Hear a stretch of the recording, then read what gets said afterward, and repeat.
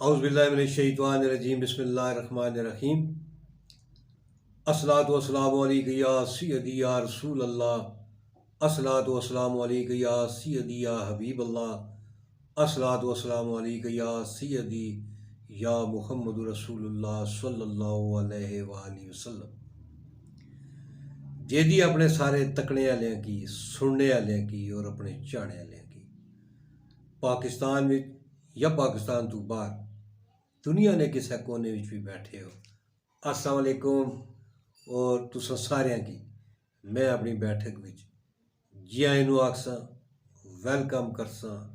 خوش آمدید اور بخیر لگنے۔ میں تساں ساریاں نا بہت مشکور ہاں، میری ویڈیو کی تساں لائک بھی کرنے ہو، کمنٹس بھی اچھے اچھے بھیجنے ہو، اور میں اس بیٹھک وچ بیٹھ کے تساں نال اچھیاں اچھیاں تحریراں، اچھیاں اچھیاں کوٹس اور خوبصورت شاعری نہ تڑکا بھی لانے کی کوشش کرنا تے تساں اس کی پسند کرنے ہو، تساں نا بہت شکریہ۔ اج ایک اور بہت خوبصورت تحریر تساں نے سامنے پیش کرنا، امید ہے تساں کی پسند آسی، اور ایک ریکویسٹ، چینل کی سبسکرائب بھی کرو، لائک بھی کرو اور اپنے دوستان نال شیئر بھی کرو۔ تحریر کچھ اس طرح ہے۔ ایک مشہور مصنف اپنے مطالعے کے کمرے میں قلم اٹھائے ایک کاغذ پر تحریر کرتا ہے، اور کچھ ماضی کی یادیں، پچھلے سال کی جو یادیں ہیں وہ اس کاغذ پر کچھ اس طرح تحریر کرتا ہے کہ گزشتہ سال میرے پتے کا آپریشن ہوا اور بڑھاپے کی وجہ سے مجھے کئی دن تک بستر پر رہنا پڑا، یعنی ایک شکوے کے طور پہ اس نے لکھا کہ مجھے کئی ہفتے بستر پر رہنا پڑا اور میرا پتا بھی نکال دیا گیا۔ اسی گزشتہ سال کو یاد کرتے ہوئے وہ لکھتا ہے کہ اسی سال 60 سال کی عمر میں مجھے ملازمت سے سبکدوش ہونا پڑا، جہاں میں نے 30 سال تک اپنا قیمتی وقت گزارا اور آخر کار مجھے 60 سال کی عمر میں گھر آنا پڑا۔ یہ بھی ایک شکوے کے طور پہ اس نے تحریر کیا۔ آگے چل کے پھر وہ لکھتا ہے کہ مجھے اسی سال اپنے والد صاحب کی موت کا صدمہ اٹھانا پڑا۔ یہ بھی ایک شکوے کی طرح تھا کہ مجھے اپنے والد صاحب کی جدائی کا دکھ سہنا پڑا۔ پھر وہ کہتا ہے کہ اسی سال میرا بیٹا ایک کار حادثے میں زخمی ہوتا ہے اور کئی ہفتے تک اسپتال اور گھر میں پلستر چڑھائے بستر پر پڑا رہتا ہے، اور اس کی ایک قیمتی گاڑی اس حادثے میں تباہ ہو جاتی ہے، اور چونکہ وہ میڈیکل کا اسٹوڈنٹ تھا اور حادثے کی وجہ سے وہ امتحان نہ دے سکا اور میڈیکل میں وہ فیل ہو گیا، اور اس کا ایک قیمتی سال ضائع ہو گیا۔ اور آخر میں اس نے تحریر کیا کہ کیا ہی برا سال تھا وہ میرے لیے، اور یہ چیزیں لکھ کے وہ خلا میں گم، سوچوں میں گم بیٹھا تھا کہ اچانک کمرے میں اس کی بیوی داخل ہوتی ہے، اور اس کو اس طرح سے سوچوں میں گم دیکھ کر اس کی پشت پہ کھڑے ہو کر جب اس کاغذ پہ اس کی نظر پڑتی ہے تو وہ تحریر ساری وہ پڑھ لیتی ہے، اور پھر خاموشی سے اس کمرے سے نکل جاتی ہے۔ کچھ دیر بعد وہ دوبارہ کمرے میں جب لوٹتی ہے تو اس کے ہاتھ میں بھی ایک کاغذ ہوتا ہے، اور اس پہ کچھ تحریر کر کے وہ تحریر اس کے جو خاوند نے تحریر لکھی تھی اس کے ساتھ اس پہ رکھ دیتی ہے۔ جب خاوند کی نظر اس تحریر پر پڑتی ہے تو وہ بڑے غور سے اس کو پڑھتا ہے۔ اس کی بیوی نے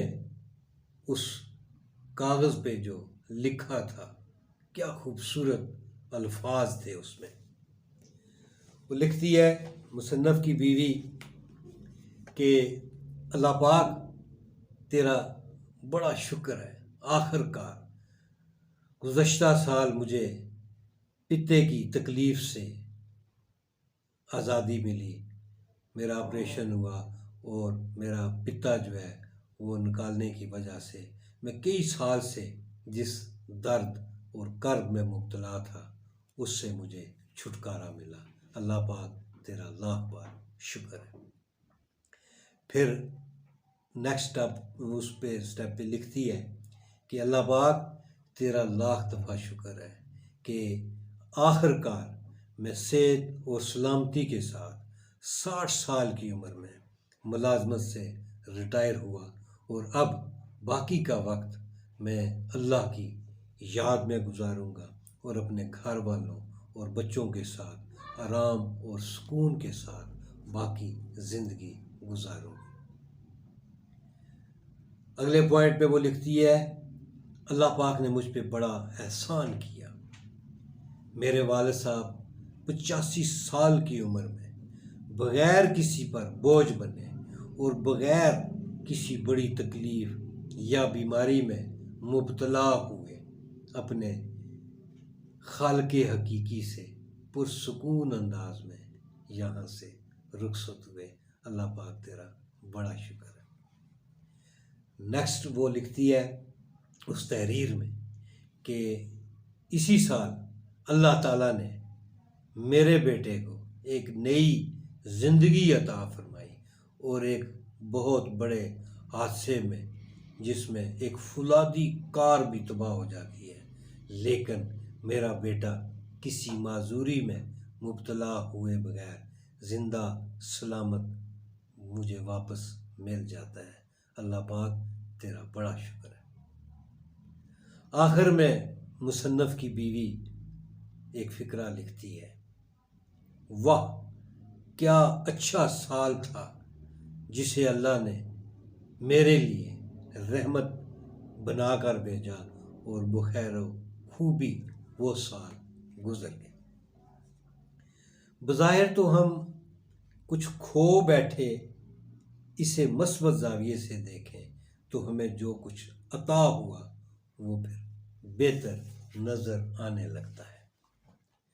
اللہ تبارک و تعالیٰ کا ارشاد گرامی ہے، اور بے شک تیرا رب تو لوگوں پر فضل کرتا ہے لیکن ان میں سے اکثر شکر ادا نہیں کرتے۔ اللہ پاک ہمیں شکر کرنے والا بنائے اور شکوہ کرنے سے محفوظ رکھے۔ آپ نے دیکھا کہ خاوند کی سوچ اور بیوی کی سوچ میں کتنا فرق تھا، یعنی حالات و واقعات وہی تھے، لیکن خاوند کی جو سوچ تھی وہ بیوی کی سوچ سے کتنی مختلف تھی۔ یعنی اس سال کو وہ برا اور منحوس سال کہہ کر اپنے ذہن میں اس نے ایک چیز بنا لی تھی، اس کی بیوی نے بالکل وہی چیزیں